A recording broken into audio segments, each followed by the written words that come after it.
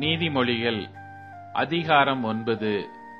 ஞானம் தன் வீட்டை கட்டி தன் 7 தூண்களையும் சித்திரம் தீர்த்து தன் கொழுத்த ஜந்துக்களை அடித்து திராட்சை ரசத்தை வார்த்து வைத்து தன் போஜன பந்தியை ஆயத்தப்படுத்தி தன் பணிவிடைக்காரிகளை அனுப்பி பட்டணத்தின் உயர்ந்த மேடைகளின் மேல் நின்று கூப்பிட்டு புத்தியீனனை நோக்கி, எவன் பேதையோ அவன் இவ்விடத்தில் வரக்கடவன்.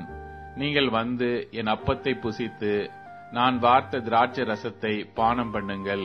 பேதமையை விட்டு விலகுங்கள், அப்பொழுது பிழைத்திருப்பீர்கள். புத்தியின் வழியிலே நடவுங்கள் என்று விளம்புகிறது. பரியாசக்காரனை கண்டிக்கிறவன் இலைச்சி அடைகிறான். துன்மார்க்கனை கண்டிக்கிறவன் தன்னை கரைப்படுத்திக் கொள்ளுகிறான். பரியாசக்காரனை கடிந்து கொள்ளாதே, அவன் உன்னை பகைப்பான். ஞானமுள்ளவனை கடிந்து கொள், அவன் உன்னை நேசிப்பான்.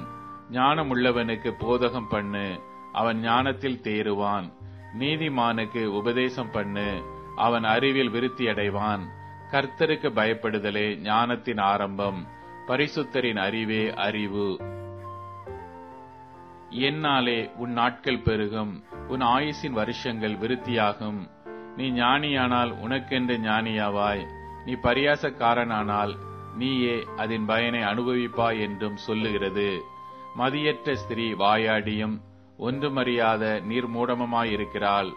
அவள் தன் வீட்டு வாசற்படியிலும் பட்டணத்தின் மேடைகளிலும் ஆசனம் போட்டு உட்கார்ந்து தங்கள் வழிகளை நோக்கி நேரே போகும் வழிப்போக்கரை பார்த்து, எவன் பேதையோ அவன் இவ்விடத்தில் வரக்கடவன் என்றும், மதியீனனை நோக்கி திருட்டு தண்ணீர் தித்திக்கும், அந்தரங்கத்தில் புசிக்கும் அப்பம் இன்பமாயிருக்கும் என்றும் சொல்லி கூப்பிடுகிறாள்.